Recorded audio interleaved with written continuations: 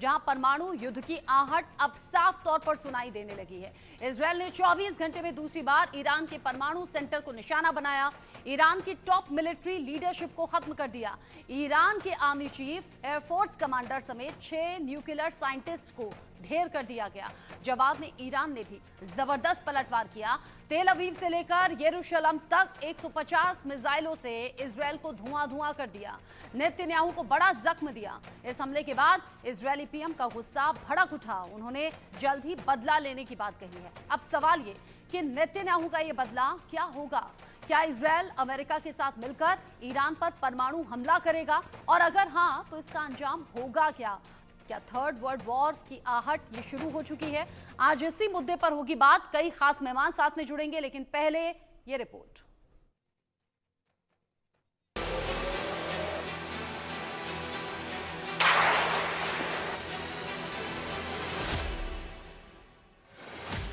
क्या middle east में महाविनाश होगा? क्या नेतन्याहू की क्रोध की आग में ईरान खाक होगा? क्या ईरान में तबाही का नया चैप्टर खुलेगा? क्या ईरान पर अब परमाणु हमला होगा? ये सवाल तब सुलगने लगे जब इजराइल और ईरान के बीच छिड़ी जंग में महातबाही की स्क्रिप्ट लिखी जाने लगी। विनाश की तस्वीरें सामने आने लगी। बारूद की बरसात से दुनिया थर्राने लगी। ईरान के एटमी सेंटर पर हमले से बौखलाए खामेनेई ने इजराइल पर सबसे बड़ा हमला किया। 150 मिसाइलों का मुंह इजराइल की ओर खोल दिया। ईरान के इन मिसाइलों ने इजराइल में बड़ी तबाही मचाई। 6 मिसाइलें इजराइल के तेल अवीव में गिरी, जिसमें 3 लोगों की मौत हो गई, जबकि 90 लोग घायल हो गए। तेल अवीव में कई इमारतें तबाह हो गईं। यरूशलेम में भी धमाके की आवाज सुनी गई। ईरान ने दावा किया कि मिसाइल इजरायली रक्षा मंत्रालय पर भी गिरी। ईरान का पलटवार कितना जबरदस्त था, विनाश की ये तस्वीरें साफ साफ बयां कर रही हैं। इन हमलों से इजरायली पीएम नेतन्याहू इंतकाम की आग में जलने लगे। ईरान में महाविनाश की स्क्रिप्ट तैयार करने लगे। ईरान के एटमी ठिकानों पर हमले के बाद खामनेई की गर्दन मरोड़ने का प्लान बनाने लगे। नेतन्याहू ने तय कर लिया कि आर पार की जंग लड़ेंगे, खामेनेई को नहीं बख्शेंगे। ईरान के मिसाइल हमले का जवाब बारूद की बरसात कर लेंगे, ईरान को तबाह कर देंगे, जिसका ट्रेलर भी दिख गया। इजराइल ने एक बार फिर ईरान के एटमी सेंटर को टारगेट किया। ईरान के न्यूक्लियर सेंटर पर दूसरी बार जबरदस्त हमला किया। इसके साथ ही इजराइल के दर्जनों फाइटर जेट्स ने रात भर ईरान की राजधानी तेहरान पर हवाई हमला किया। इस दौरान ईरानी एयर डिफेंस इंफ्रास्ट्रक्चर को भी निशाना बनाया गया। ईरान के इस्फहान शहर पर मिसाइल अटैक किया। इजराइल के ताजा हमले में ईरान के 60 लोग मारे गए, 350 से ज्यादा लोग घायल हुए। इन हमलों से इजराइल ने अपने इरादे साफ कर दिए। नेतन्याहू ने बता दिया कि वो अब किसी भी हद तक जाएंगे, लेकिन मिडिल ईस्ट की ये लड़ाई दुनिया को डराने लगी। वर्ल्ड वॉर की आशंका जताई जाने लगी। थर्ड वर्ल्ड वॉर की आशंका इसलिए क्योंकि इजराइल ईरान तनाव के बीच दुनिया 2 धड़ों में बटी नजर आ रही है। इजराइल के साथ अमेरिका, ब्रिटेन और जर्मनी जैसे देश खड़े हैं, जबकि रूस, चीन और नॉर्थ कोरिया जैसे देश खुलकर ईरान के साथ खड़े हैं। संयुक्त राष्ट्र में चीन के डिप्लोमेट फू कांग ने ईरान पर इजरायली हमले की निंदा की और उससे मिलिट्री एक्शन रोकने की मांग की। लेकिन नेतन्याहू के रुख से साफ है कि वो रुकने वाले नहीं हैं, थमने वाले नहीं हैं। वो ईरान पर हमला तेज करेंगे। ऐसे में सवाल है कि क्या मिडिल ईस्ट की लड़ाई वर्ल्ड वॉर की वजह बनेगी? क्या दुनिया फिर परमाणु तबाही देखेगी? क्या इजराइल ईरान जंग की आग में पूरी दुनिया जलेगी?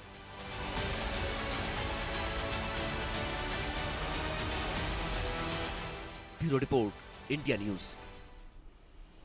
यह भी सच है कि 24 घंटे के अंदर इजरायल ने ईरान पर हमला किया, लेकिन उससे बड़ा सच ये भी कि ईरान ने जो वादा किया था उसके सबूत और उसकी तबाही इजरायल में भी नजर आई है। इन सब के बीच ही आईडीएफ ने ईरान पर हमले का वीडियो जारी किया है। ईरान के परमाणु ठिकाने को दूसरी बार निशाना बनाया गया।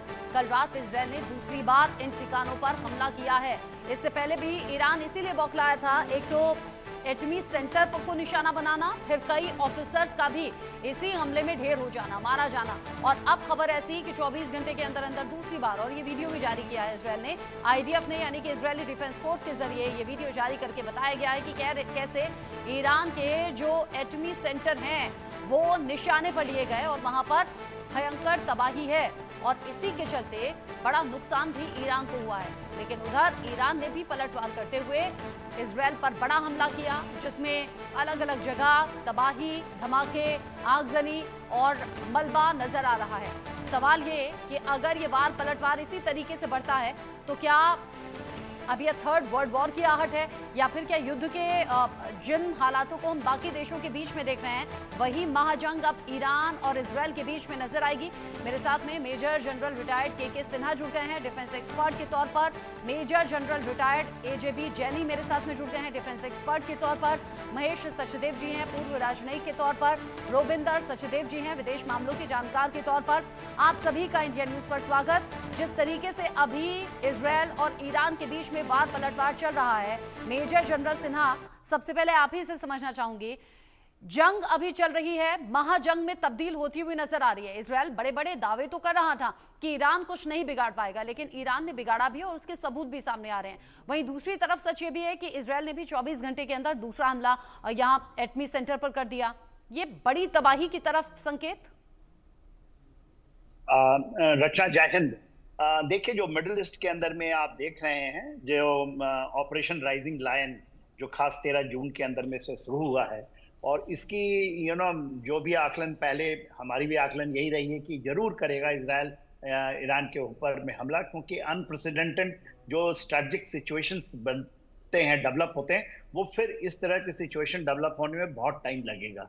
और देखिए, ईरान आज बैकफुट में इसलिए है कि जितने भी उसके प्रॉक्सीज थे, जो हम 3 तो हम जानते ही हैं, हिजबुल्ला, हुती, हमास, मोरलेस 2 तो उसमें हमास हिजबुल्ला का खात्मा काफी हद तक हो चुका है, 90%। They are just on ground, ऐसे एग्जिस्ट हो रहे हैं। हुती थोड़ा है, मगर जो आपने कहा बात की राइजिंग लायन, ये ईरान जो इजराइल था वो डिटरमिन्ड था कि करने के लिए, even you have to go alone, उसने ही पुश किया है। इसमें अमेरिका का कॉन्सेप्ट जो होते हैं सपोर्ट तो है, क्योंकि देवर डिंगलिंग की कभी बातचीत कर लें, जिस तरह से डोनाल्ड ट्रंप साहब, उनके विटकॉफ ने 6 राउंड का दौर चला था ओमान के अंदर में। पहले टर्म्स में जब वो आए थे पिछले बार, तो उस समय तो वो न्यूक्लियर का जो उनके साथ में डील हुआ था उससे वो निकल गए थे, मगर इस बार सेम न्यूक्लियर डील के लिए वो जद्दोजहद चल रही है। तो इसमें देखिए, इसका तो हमें भी पता है कि 3000 nuclear, not nuclear, they have got ये मिसाइल्स हैं, और खास करके मीडियम रेंज मिसाइल्स, और उसकी बहुत बड़ा जखीरा है ईरान के पास। वो जरूर रिटेलिएट करेगा, और इसको इजराइल भी जानता है। प्रैग्मेटिक तो यही है, आप पूरे के पूरे 4 लेयर का जो एयर डिफेंस सिस्टम, उसको रोक पाना मेरे अनुसार भी बड़ा मुश्किल है। मगर जितनी हम दिखा रहे हैं या चल रही है बातें कि उनको क्षति हुई है, उतनी क्षति एक भी कोई हताहत नहीं हुआ है इजराइल के अंदर में, क्योंकि सब अपने अंडरग्राउंड बंकर्स में हैं। तो ये तो उसको पता है कि इन जगहों में रिटेलिएशंस आएंगे, मगर क्या जो ट्रू प्रॉमिस 3 उसने लॉन्च किया है, क्या उसको सस्टेन कर पाएगा? यदि जिस तरह से अंदर भी परिस्थितियां ईरान की बदल रही हैं, और ये लेके चलिए जो आपका सवाल है कि क्या ये थर्ड वर्ल्ड वॉर की तरफ जाना है, तो देखिए, अभी world is at war, not at world war. कोई ऐसे खेमा नहीं बने हैं ईरान के साथ। भले ही सब खड़े हुए दिखाई तो देते हैं, बातचीत से तो करते हैं, मेटेरियल सपोर्ट, पर खुल करके सामने आना, क्या इसको चाइना ज्वाइन कर लेगा? कभी, कदापि नहीं। रशिया इसमें कूद पड़ेगा? कभी नहीं होगा। तो देखियो, इजराइल को भी ये पता है, क्योंकि उसके पास स्ट्रेटेजिक स्पेस है आज करने के लिए। क्योंकि यदि अमेरिका साथ खड़ा भी नहीं है, वो मान लीजिए डोनाल्ड ट्रंप कर रहे हैं डीली डाली, वो कहते हैं कि किसी तरह चीजें बन जाएं, मगर Israel is determined to do it. देखिए, एक नैरेटिव ये भी चलता है कि नेतन्याहू की पोजीशन खराब है इसलिए इजराइल कर रहा है। इट इज नॉट फैक्ट, क्योंकि उनके एग्जिस्टेंस का सवाल है। क्योंकि यदि इन्होंने नहीं रोका nuclear to go nuclear, Iran को बर्बाद करने की जिम्मेदारी नहीं है उनका। एक मिलिट्री एम है to stop nuclear, Iran to go nuclear, और उसके लिए वो किसी हद तक जाएंगे। और आप देख ही नहीं, ऑपरेशन राइजिंग लायन उसी का एक नमूना है। अब जिस तरीके से इस ऑपरेशन को अंजाम दिया जा रहा है या फिर जो तस्वीरें सामने आ रही हैं, इसमें कोई दो राय नहीं कि ईरान ने भी इजरायल को बड़ा नुकसान पहुंचाया और इजरायल भी जो कसम खाए हुए है, बेंजामिन नेतन्याहू जिस बात की जिद ठान लेते हैं वो पूरी करके रहते हैं। तो हमने गाजा में भी देख लिया, लंबा वक्त हो चुका है, हमास के खात्मे की कसम। और अब यहाँ ईरान पर जो बम बरस रहे हैं वो बता रहे हैं कि ईरान को भी शायद झुकना पड़े, और अगर नहीं झुकता है तो फिर आगे अंजाम क्या होगा। इन सब के बीच ही ईरान के ड्रोन मार गिराने का वीडियो भी जारी किया गया है। इजरायली डिफेंस फोर्स ने यह वीडियो जारी करके बताया है कि ईरान की तरफ से जो ड्रोन दागे गए थे उन्हें कैसे हवा से हवा में ही नष्ट कर दिया गया। इजरायल का दावा है कि 100 से ज्यादा ड्रोन हमने मार गिराए हैं। 100 से ज्यादा ड्रोन मार गिराने का दावा आईडीएफ के जरिए किया गया और आईडीएफ के जरिए बाकायदा ये देखिए, ये वो तस्वीरें सामने आई हैं जिसमें कि ईरान की तरफ से आने वाले ड्रोन नष्ट कर दिए गए। इजरायल का जो एयर डिफेंस सिस्टम है वो मजबूती से काम करता हुआ नजर आया, लेकिन ये भी सच है कि इजरायल पर जो हमला हुआ ईरान की तरफ से उसमें तबाही भी है। मेजर जनरल जैनी, ये जो अभी की तस्वीरें हम देख रहे हैं, इजरायल में भी ईरान ने तबाही मचा दी, इधर ईरान में इजरायल बार बार हमले कर रहा है। ये किस दिशा में जाता हुआ नजर आ रहा है? देखिए रचना, जो हो रहा है वो दुनिया के लिए अच्छा नहीं है, क्योंकि और ये मैं जरूर कहूंगा कि जो हो रहा है ये आता हुआ दिख रहा था, अभी से नहीं। ये जब ट्रंप का जो पहला टेन्योर था 2016-2019 का टेन्योर, जिसमें उन्होंने ईरान के साथ जो न्यूक्लियर डील ओबामा के टाइम में हुई थी कि वो पीसफुल पर्पसेस के लिए यूज करेंगे और कोई ऑफेंसिव न्यूक्लियर डिजाइन नहीं बनाएंगे, वो डील ट्रंप ने जो है वो रद्द कर दी। जब रद्द कर दी तो ईरान को ये एक बहाना भी मिल गया कि जो हमको एटम बॉम्ब बनाना है वो हम बनाएंगे। और तब से लेके अब तक उसने 8 से 10 एटम बॉम्ब, ये ज्ञात होता है कि 8 से 10 उसने न्यूक्लियर वेपन्स ऑलरेडी बना लिए हैं। साथ ही साथ में जो ईरान और इजरायल के बीच में आपसी जो मुठभेड़ है ये आज का नहीं है, ये दशकों से चल रहा है। ईरान जो है वो हिजबुल्ला, ईरान का जो है होती, ईरान के बाकी जितने भी फोर्सेस थे जो कि इजरायल के अगेंस्ट काम कर रहे थे, इजरायल काफी उनसे परेशान था। और इसके बावजूद कि इजरायल आप देख रहे हैं कि वो हमास के साथ बिजी है, गाजा में बिजी है, लेकिन अब क्योंकि वहां पर हल्का सा लल आ गया, इसलिए उसको ये एक मौका मिल गया ईरान को एक सबक सिखाने का या अपनी वजूहत को साबित करने का, अपने दम को दिखाने का। लेकिन आप देखें कि जिस तरीके से ये 200 हवाई जहाज, फाइटर जेट्स, रचना, अगर 200 रोशनी खत्म हो जाएगी, रात हो जाएगी बिल्कुल दिन की, मतलब it is a very very heavy force. ये माना कि इजरायल के पास में जो पैदल सेना है वो ईरान से थोड़ी कम है, तकरीबन आधे से कम है, लेकिन जो उसकी जो एयर पावर है वो ईरान से कहीं ज्यादा है। और अब हमको जो आपके सवाल का कि जो हमको चिंता की बात है कि ये बात जो है मिडिल ईस्ट में अगर फैल गई, बाकी मिडिल ईस्ट के कंट्रीज में भी फैल गई, क्योंकि यहाँ पे शिया और सुन्नी का भी आपस में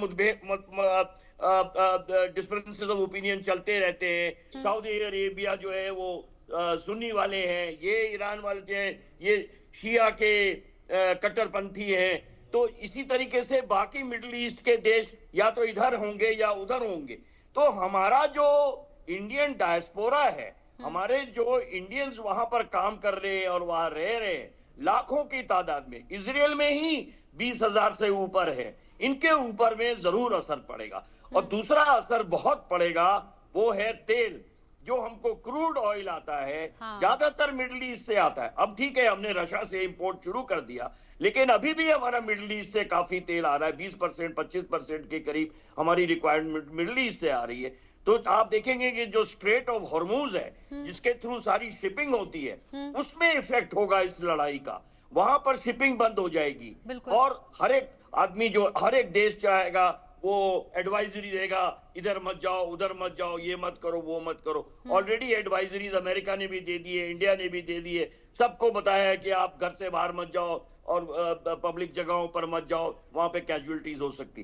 कैजुअलिटीज तो देखिए, मैं थोड़ा सा, के सिन्हा ने काफी बातें बताई, कैजुअलिटीज मैं मानता हूं कि जरूर हुई होंगी, क्योंकि जब इतनी तबाही होती है, इतने मिसाइल्स, इतने हवाई जहाज, इतने बॉम्ब गिराए गए हैं, ठीक है वो पिन पॉइंटेड हो, बहुत टारगेटेड हो, एकदम क्या कहते हैं, बिल्कुल नाप तोल के फेंके गए हों, हाँ। लेकिन फिर भी कैजुअलिटीज तो अवश्य और हुई होंगी, और बिल्कुल, खबरें जरूर आ रही है भले ही कि स्वीकार ईरान न में भी किया लोग जाए, मरे लेकिन हैं कैजुअलिटीज हुई और होंगी, इजराइल में भी लोग और मरे हैं। ये जो नुकसान है ये दोनों तरफ हो रहा है। इन सब के बीच ही जी। इजराइल के रक्षा मंत्री ने ईरान को चेतावनी दी है।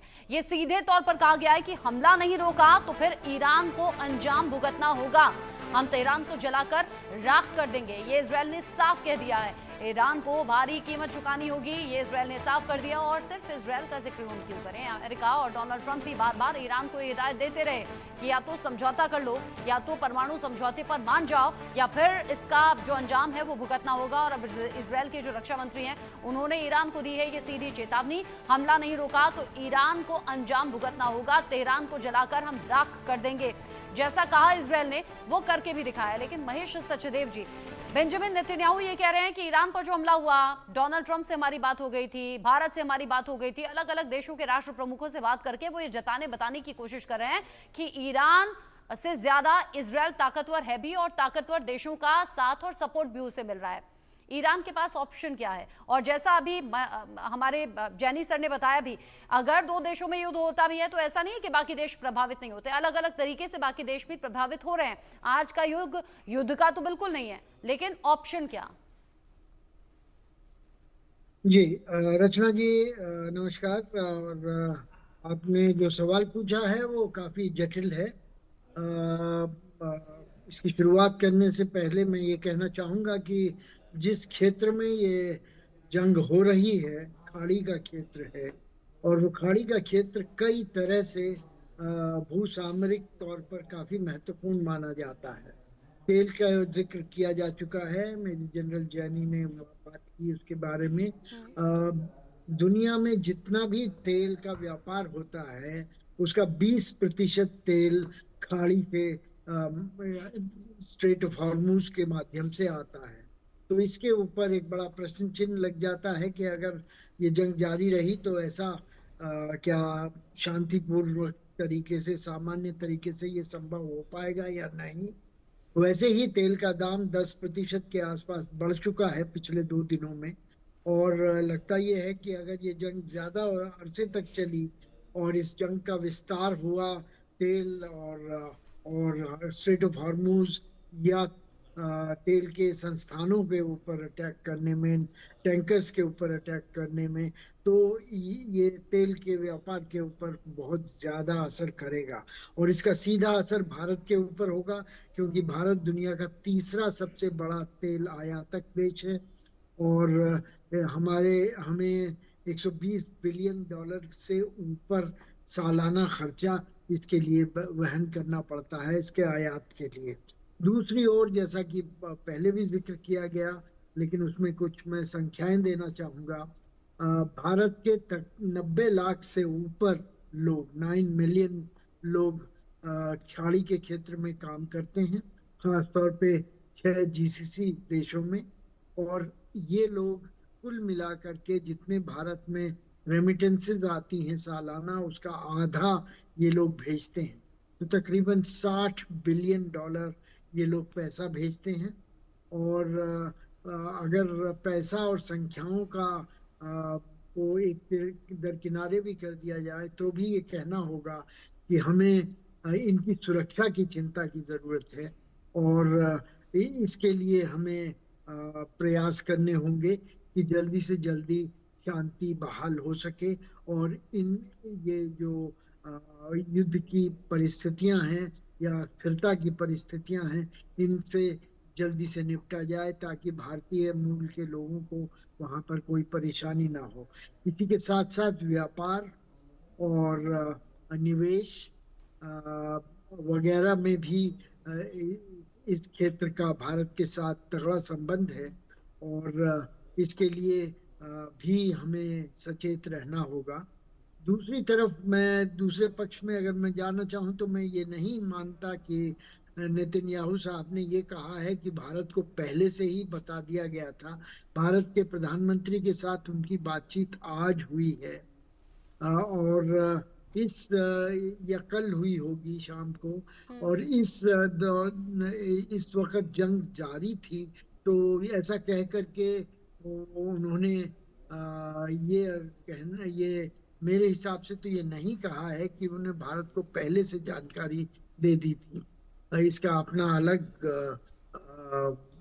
हश्र होगा, और भारत को एक तरह से उनके षड्यंत्र में, इजराइल के षड्यंत्र में शामिल देश माना जाएगा। अमेरिका के बारे में दूसरी बात है, ट्रम्प साहब के विदेश मंत्री कल सुबह कह रहे थे कि इजराइल अकेला इकलौते तौर पर यूनिलेटरली ये एक्शन ले रहा है, अमेरिका का इसका कोई वास्ता नहीं है, और अमेरिका को ईरान इसमें न उलझाए। लेकिन उसके बाद ट्रम्प साहब ने खुद कहा है, अपने विदेश मंत्री की बात को झुटलाते हुए, कि अमेरिका को सब पता था, और अमेरिका की एक तरह से इशारा किया है कि अमेरिका की सहमति से ये सब हुआ है। तो उसके पलट में ईरान ने भी ये दावा किया है कि अमेरिका इजराइल का समर्थक है, और अमेरिका उसका सहभागी है इस कांड में, और उसको खतरे से मुक्त नहीं रखा जा सकता ईरान की तरफ से। लेकिन अब ऐसे में जब बेंजामिन नेतन्याहू ना पीछे हट रहे हैं, इधर खामेनेई बार बार चैलेंज कर रहे हैं, तो क्या ये परमाणु वॉर की तरफ चीजें जा रही हैं? क्योंकि 24 घंटे में दूसरी बार परमाणु साइट पर निशाना इजरायल ने बनाया है। इन सबके बीच ही तेहरान के एयरपोर्ट पर इजरायल ने किया है हमला।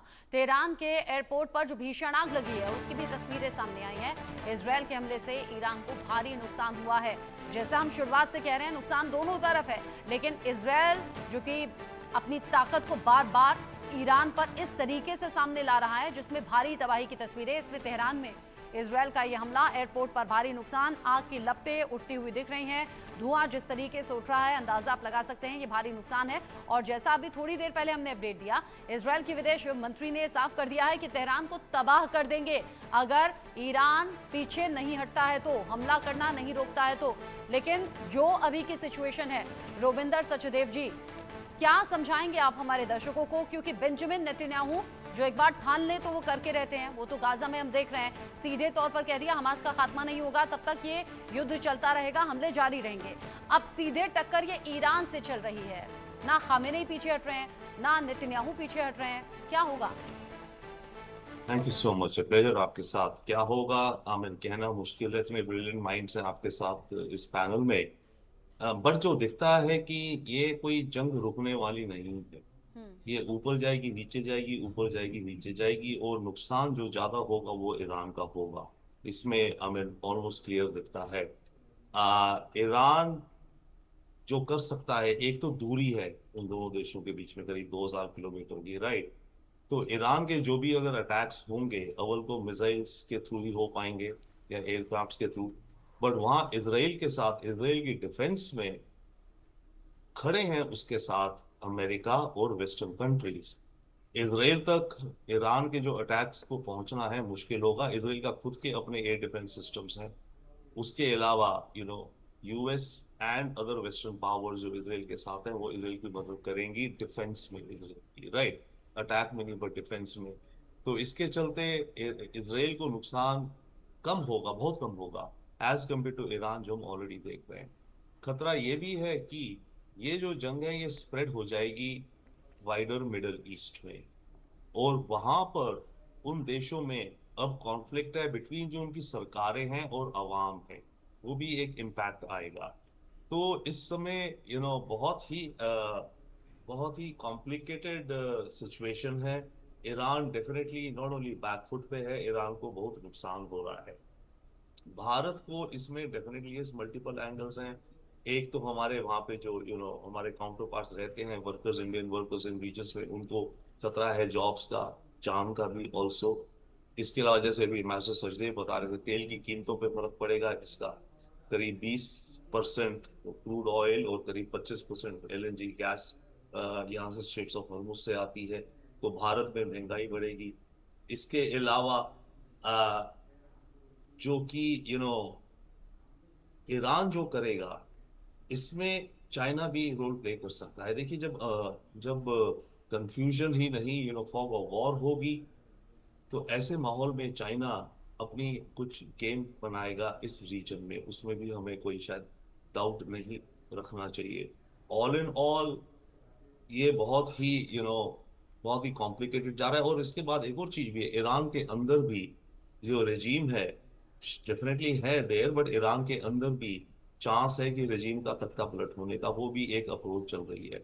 बट लास्ट की जो पॉइंट है न्यूक्लियर का, उसमें यस हमें पता नहीं एग्जैक्टली कि कितनी कैपेबिलिटी है ईरान ने।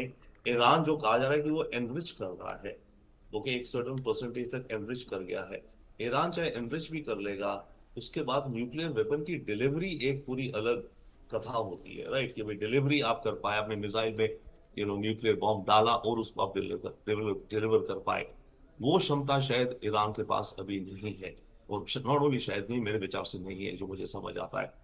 तो न्यूक्लियर का मामला नहीं जाएगा, बिना न्यूक्लियर के ही आई थिंक काफी इतना डैमेज होगा ईरान को। वन सेकेंड, अब डिपेंड करता है कि ईरान कितना फाइट बैक कर सकता है, एक तरह से आप कहें, बट दूर बहुत है इजराइल। तो ईरान जैसे कह रहा है अमेरिका को कि अमेरिका के जो बेसिस हैं इस रीजन में, हम उन पे भी अटैक करेंगे। उन पे अटैक करे ना करे, बट हो सकता है कि ये जो अरब रेजीम्स हैं उनके साथ कॉन्फ्लिक्ट आ जाए। तो बहुत ही कॉम्प्लिकेटेड अनसर्टेन टाइम्स हैं मेरे विचार से। भारत के लिए हमें एक और चीजें हैं जो हमारे कंसर्न की है। ये हम नाम सुन रहे थे कि India middle east corridor, right, जो कि यूरोप तक जाएगा, अब वो डिले हो जाएगा। इधर हम जो काम कर रहे थे नॉर्थ साउथ कॉरिडोर, जो ईरान के चाबार पोर्ट से हमें रशिया की तरफ का एक्सेस देता था, उस पोर्ट पे काम होना बंद हो जाएगा फिलहाल, जब ये वॉर सारी चलेगी। तो भारत के लिए ये दो स्ट्रेटेजिक प्रोजेक्ट्स जो हैं इनमें डिलेज हो जाएंगे। यानी ये तो वही वाली बात हो गई ना, जो दो देशों के बीच में युद्ध छिड़े तो बाकी देश अलग अलग तरीके से अलग अलग मायने में प्रभावित होते हैं, और ये वो अलग अलग प्रभाव हैं जो मेरे साथ में जुड़े हुए एक्सपर्ट्स बता रहे हैं। एक और बड़ा अपडेट है, ईरान और इजरायल तनाव पर, ये बड़ा अपडेट है, बड़ी खबर है। इजरायली हमले में अब तक 138 ईरानियों की मौत हो गई है। ईरान के 9 न्यूक्लियर साइंटिस्ट तो इसमें मारे गए हैं, लेकिन ये संख्या देखिए 138 बड़ी संख्या है, मारे गए हैं। हमले में 20 से ज्यादा ईरानी कमांडर्स की भी मौत हुई है। और ऐसा नहीं है कि इजरायल सिर्फ ये बता रहा है कि हमला हुआ है या फिर हमने हमला किया है तो तबाही हुई है। यहाँ आंकड़े भी बताए जा रहे हैं, हमले के वीडियोस भी जारी किए जा रहे हैं। इजरायली हमले में अब तक 138 लोगों की जान जा चुकी है। ईरान के 9 न्यूक्लियर साइट्स पर यह हमला, 20 से ज्यादा ईरानी कमांडर्स मारे गए, 9 न्यूक्लियर साइंटिस्ट मारे गए हैं। और ये नुकसान ईरान ने झेला तो है, लेकिन फिर जो तस्वीरें इजरायल में हमले की सामने आई उसमें भी इजरायल ने नुकसान झेला है। लेकिन मेजर जनरल से ना, जो तस्वीरें हम देख रहे हैं अलग अलग तरीके से इजरायल की तरफ से जारी की जा रही हैं, इजरायल पर भी तो ईरान ने धावा बोला है, वहां भी तो बड़ा नुकसान होगा। आंकड़े तो वहां भी होंगे, लोगों को चोट तो वहां भी आई होगी, हो सकता है कैजुअलिटी भी हो। देखिए रचना जी, ये लड़ाई आज नहीं शुरू हुई है, कल नहीं शुरू हुई, ये 7 अक्टूबर 2023 से चल रही है। हाँ। और ये जो आकलन हैं कि इसको ये होगा, हमारा तेल का दाम बढ़ेगा और हमारे लोग हैं वहाँ, ये बार बार यही बातें आती हैं। देखिए आज यदि हम इसको नहीं समझते हैं, वेस्ट एशिया के अंदर में आज कोई भी देश जो इस तरह की चीजें करता है वो ईरान करता है। प्रॉक्सीज को लेकर के आया, चाहे वो सीरिया में हो, लेबनान में हो या यमन में हो। अदरवाइज जितने भी अरब वर्ल्ड्स हैं, they have set in Abraham accord के अंदर में इसराइल का पूरा सेटिंग्स हो चुका था सऊदी अरेबिया से, और एक शांति, और अमेरिका वहां से निकल चुका था। जो उसने अपना अमेरिका ने लगाया था वहां पर एक स्ट्रैटेजी ऑफ उसने above the horizon strategy Afghanistan से निकलने के बाद। देखिए ये आकलन हम 2023 से ही करते आ रहे हैं कि लड़ाई आज शुरू नहीं हुई।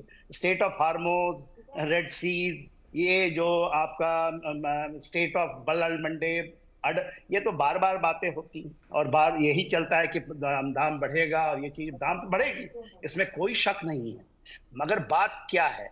बात यह है कि कोई आप ये कहिए कि इनका ट्रू प्रॉमिस 1 और 2 तो ईरान ने किया था ना इनके ऊपर में। इसके पहले भी जो इजराइल है इसको देख रहा है, इजराइल इसको बढ़ाता है। इसकी जो शुरुआत हुई थी 1 अप्रैल 2024 को हुई थी। ये 23 से शुरू हुई है, 7 अक्टूबर से। और किसने शुरू किया था? ईरान ने शुरू किया था। शांति तो वही थी, उन्होंने प्रॉक्सी से किया। तो कोई भी देश है, आज ईरान इजराइल को सब खटकड़े में खड़ा करना चाहते हैं कि ईरान इजराइल पागल हो गया है, ये कर रहा है। देखिए, ये चीज आप जियो स्ट्रेटेजिक में हम अभी नहीं समझेंगे, क्योंकि वर्ल्ड इज एट वॉर। ये कहना कि वो आज शुरू हुई है, कल 23 तारीख को उसने एक नया ऑपरेशन लॉन्च कर दिया, उसका नाम रख दिया राइजिंग लायन। और उसने ये चीज 26 अक्टूबर 2024 को भी किया था। इन्हें उसमें भी नटान का नाम आया था, उसका में फरदौस का नाम आया था, उसमें तो और भी था, उसमें अरक था उसके इलाके में, उसमें सिरजार था, उसने वहां एडन में बुसरा में उसने अटैक किया था, उसने और वही चीज अभी कर रहा है। बात उसकी नहीं है, बात क्या, सिंपल सी बात है कि आप अभी तक प्रॉक्सी करते थे, अब आप वहां पर न्यूक्लियर ना हो। और मैं ये मानता हूं, ईरान का न्यूक्लियर होना it is a dangerous for the world. ये सच्चाई है इसमें, क्योंकि 1979 को हम भूल जाते हैं। Iran was not like, Iran is a very progressive. और भारत और ईरान की दोस्ती उस समय की है। ये जो आए हैं अयतुल्लाह खुमैनी साहब, उसके बाद जिस तरह से वहां रेडिकलाइज कर दिया, आपको ये पता है रचना जी, वहां पर मुसाद का ये कहना आज के दिन में 1000 मुसाद के, और वो सारे के सारे IRGC के लीडर्स हैं जो कि इसको टारगेट कर रहे हैं। वहां से drone target, pin point target attack, थोड़ी उनका एयरली बॉम्बार्डमेंट हो रही है।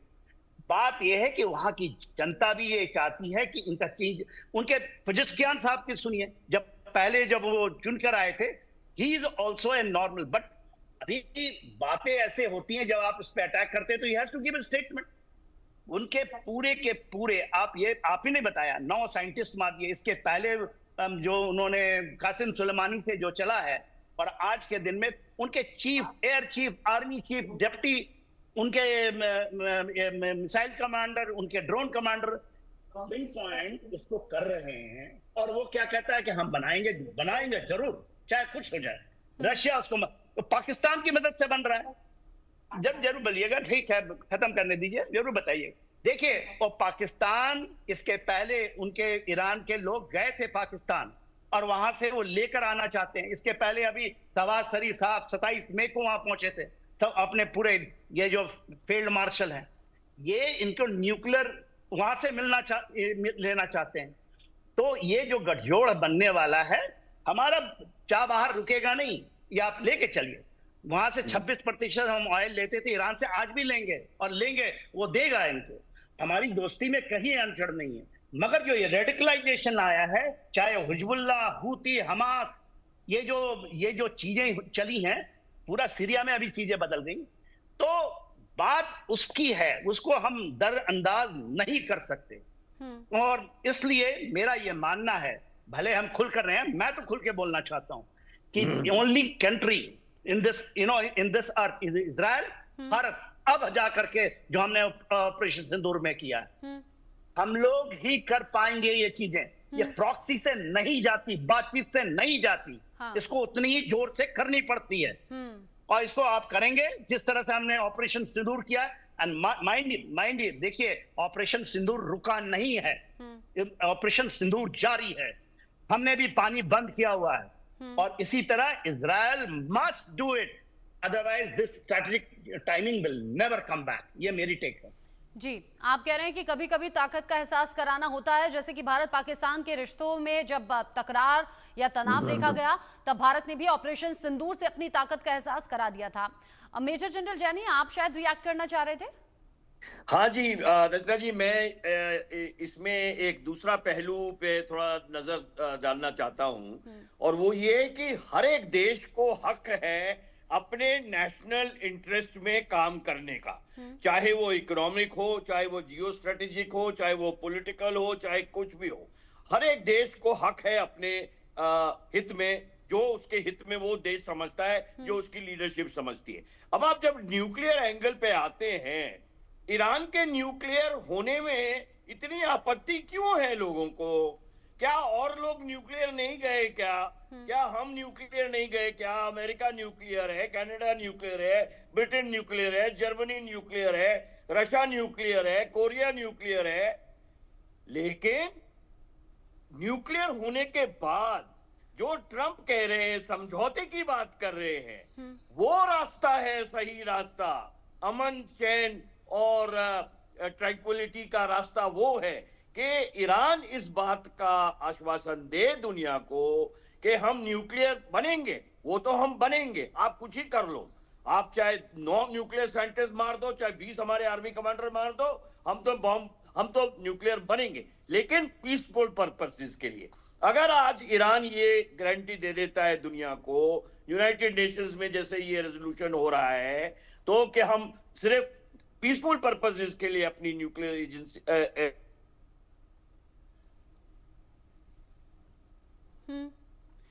वॉर होगी, क्या न्यूक्लियर वॉर होगी, वो सारे के सारे सवाल जो हैं उनका जवाब मिल जाता है। रचना, ठीक, आप रहिए मेरे साथ में। इस बीच एक और बड़ा अपडेट है और ईरान इजरायल को लेकर ये बड़ी जानकारी मिल रही है। ईरान पर इजरायल ने किया एक और बड़ा हमला। ये केरमन शाह के इमाम हसन बेस पर हमले की खबर है। हमले के बाद इमाम हसन बेस पर बड़ा विस्फोट हुआ। इजरायल के हमले से ईरान को भारी नुकसान, भारी तबाही की खबर यहां पर मिल रही है। भले ही खामेनेई पीछे नहीं हट रहे, वो कह रहे हैं इजरायल को पूरी ताकत के साथ में हम जवाब देंगे, लेकिन सच्चाई ये भी है, कुछ ऐसी सच्चाइयां जो तस्वीरों में बयां की जा रही हैं। आईडीएफ बार-बार वीडियो जारी करके बता रहा है कि ईरान में ये भयंकर तबाही इजरायल के हमलों के बाद है। और ये जो तस्वीरें हैं, इंडिया न्यूज एक्सक्लूसिव तस्वीरें दिखा रहा है। इजरायल ने किया है एक और बड़ा हमला और ये जो धमाके की आवाज है, ये जो विस्फोट की आवाज है, उसे सुनकर समझ में आ सकता है। और जैसा इससे पहले हमने कहा, 138 लोग अब तक मारे गए हैं, जिसमें बड़े कमांडर भी हैं 20 के करीब और 9 न्यूक्लियर साइंटिस्ट भी हैं, जिन्हें खत्म कर दिया गया इजरायल के इस हमले के जरिए। जो तस्वीरें अभी की हैं महेश सचदेव जी, ये तो फिर भयंकर तबाही की तरफ जा रही है ना। खामेनेई का जो नेचर है वो झुकने या रुकने वाला नहीं है, और उससे बड़े जिद्दी तो बेंजामिन नेतन्याहू हैं। और अमेरिका भी ईरान को चेतावनी दे चुका है कि समझौता कर लो वरना अंजाम अच्छा नहीं होगा। मतलब जो मध्यस्थता वाली गुंजाइश रहती है वो अभी कहीं से भी बाकी है क्या? ऐसी गुंजाइश से एक कूटनीतिज्ञ होने के नाते मैं इनकार तो नहीं कर सकता। बड़े से बड़े युद्ध में भी मध्यस्थता की या सुलह की गुंजाइश रखी जाती है और रहती है। लेकिन दूसरी तरफ ये भी कहना चाहूंगा कि ऐसी गुंजाइश सक्रिय होती जा रही है, क्योंकि इस समय अगर कल जैसे छठे दौर की वार्तालाप होने वाली है ईरान और अमेरिका के बीच में, लेकिन अगर ईरान उसमें जाता है तो वो लगेगा कि ईरान झुक गया है और ईरान के ऊपर इजरायली हमले से ईरान को लचीलापन अख्तियार करने की मजबूरी आ गई है।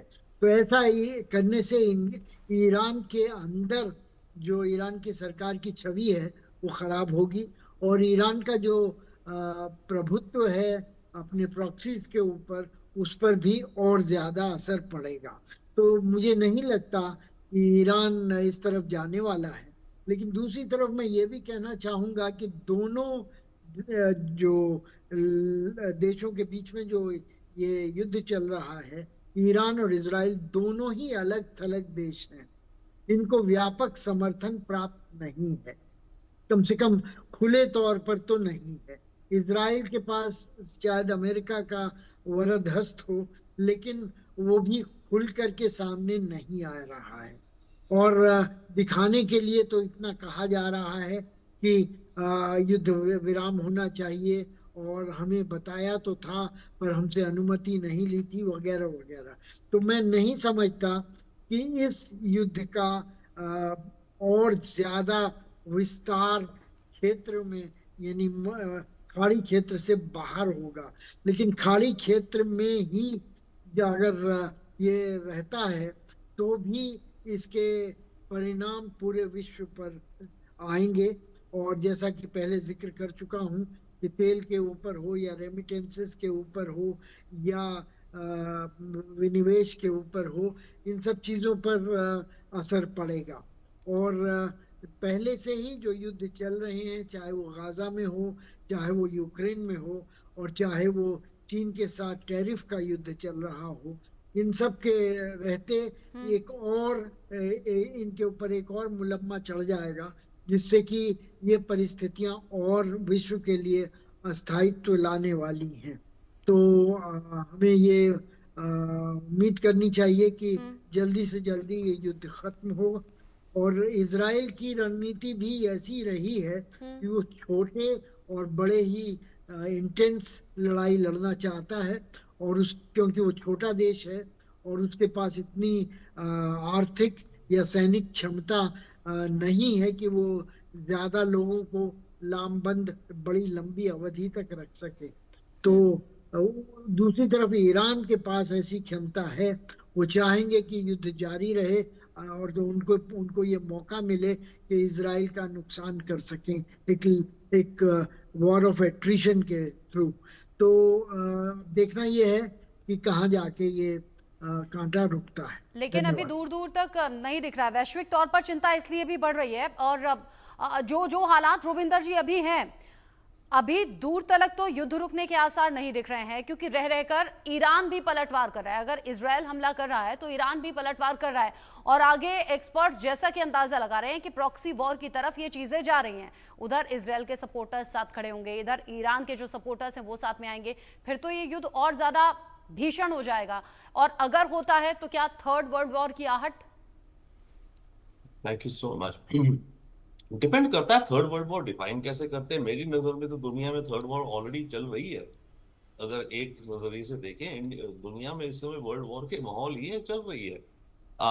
बट यस, ओवरऑल में जो लगता है, आई मीन ईरान को नुकसान होगा, ईरान को नुकसान होगा। न्यूक्लियर वॉर का चांस कम है, क्योंकि ईरान के पास जो भी वो कैपेबिलिटी है, अभी वो उस कैपेबिलिटी में नहीं है कि वो उनको डिलीवर कर सके। That's one big issue. But हाँ, इस रीजन में ये वॉर शायद चलती जाएगी।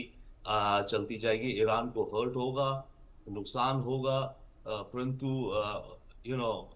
क्योंकि अलग अलग ग्रुप्स हैं पूरे मिडिल ईस्ट में। आप देखिए, काफी कुछ जो इजराइल के खिलाफ है, जिनको ईरान सपोर्ट करता था, हालांकि वो सारे इस समय काफी हद तक उनको नुकसान पहुंचा दिया गया। जैसे आप देखिए हिजबुल्लाह को लेबनान में, और इधर उधर जो भी बाकी ग्रुप्स हैं।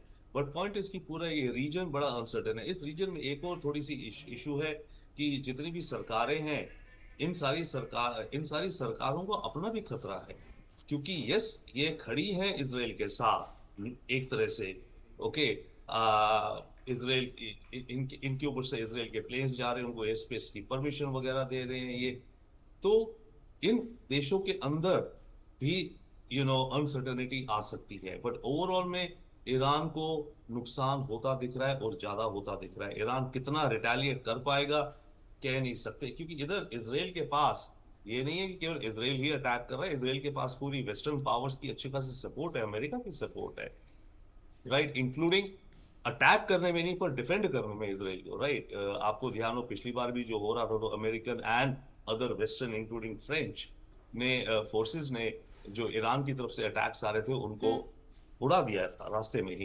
तो इस बार भी उस तरह की प्रोटेक्शन आप समझिए इजराइल को मिल रही है एक्चुअली ऑलरेडी। तो ईरान को यस, डेफिनेटली काफी नुकसान होता दिख रहा है, ऑलरेडी कुछ हो गया है। बट ईरान अपना न्यूक्लियर प्रोग्राम अब और बिल्कुल नहीं छोड़ेगा। ईरान तेजी से करेगा, हो सकता है, आई डोंट नो, अगर ईरान उस कैपेबिलिटी में आ गया है, तो ईरान को इस समय मेरे ख्याल से फिर न्यूक्लियर टेस्ट करना चाहिए। ये तो फिर ऐसे ही हो गया कि शेर के मुंह में हाथ डालने वाली बात। आप कह रहे हैं ईरान अभी और तेजी से न्यूक्लियर टेस्ट करेगा, और न्यूक्लियर परीक्षण को लेकर ये जो बवाल या फिर ये जो टकराव ज्यादा हुआ था, ये अब और ज्यादा बढ़ सकता है। इन सभी के साथ इजराइल ने फिर से ईरान पर हमला कर दिया है। ईरान के लोरिस्तान हमेदान पर भीषण हमला हुआ है। ये केरमनशाह इलाके में भी हवाई हमले की खबर है। इसके साथ साथ केरमनशाह में ईरान का जो मिलिट्री बेस है, वहां पर हमले की खबर है। ईरान इजराइल के बीच में जो टकराव लगातार बढ़ा है, इसमें तो अब हमले भी तेजी से हो रहे हैं। और इन हमलों की तेजी में मेरे साथ में जो जानकार जुड़े हुए हैं, वो ये कह रहे हैं कि ईरान का जो नेचर है, वो अपना न्यूक्लियर परीक्षण और तेजी के साथ आगे बढ़ाएगा, और वो यहाँ पर रुकेगा नहीं। मेजर जनरल सिन्हा, क्या आपको भी ऐसा लग रहा है कि अब ईरान और तेजी के साथ में ये न्यूक्लियर परीक्षण करेगा? देखिए मेरे ख्याल से उसमें बहुत बड़ा अड़चन आ गया है। टॉप 9 साइंटिस्ट मारे गए हैं।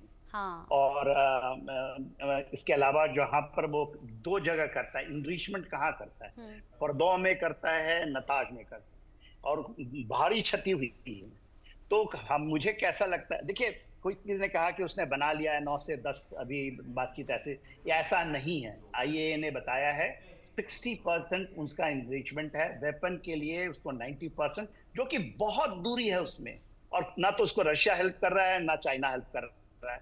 हाँ, एक देश है जो पाकिस्तान उसके पीछे लगा हुआ है, क्योंकि उसको चाहता है। अब ये देखिए दूसरा एक नैरेटिव इंडिया में चल रहा है कि ये जो गए थे इनके फील्ड मार्शल साहब, उन्होंने उनको एक घड़ी प्रेजेंट की जिसके अंदर में वो टाइम था। तो ये जो नैरेटिव है ना, these narrative are very destructive narrative. उनको दिखा रहे हैं कि वो इजराइल के साथ उन्होंने हाथ मिला लिया है पाकिस्तान। जिंदगी में कभी नहीं होगा ये। हाँ। ये इतनी बचकाना इस तरह की चीजें चल रही हैं सोशल मीडिया में। अदरवाइज देखिए, उनको केवल हेल्प करना चाहता है तो हम पाकिस्तान करना चाहता है। हाँ। उनको हेल्प ना तो उसको और चाइना युद्ध करना वाली चाहता है। स्थिति में तो ऐसा भी देखा जाता है ना, जो देश साथ देने का दावा करते हैं वो पीछे हट जाते हैं अपने इंक्लूडिंग स्वार्थ के नॉर्थ कोरिया नहीं चलते। करेगा और उसको। साथ ही साथ जो साथ देते हुए नहीं दिख रहे वो इनडायरेक्टली साथ देने लगते हैं। तो अब यहाँ ईरान और इजराइल के बीच में ये जंग किस मोड़ पर जाती है, आगे कहां तक जाती है, ये देखेंगे हम। आप सभी का शुक्रिया फिलहाल के लिए, जैनी सर, सिन्हा सर, साथ ही महेश सचदेव जी, रोबिंदर जी, आप सभी का बहुत बहुत शुक्रिया। इंडिया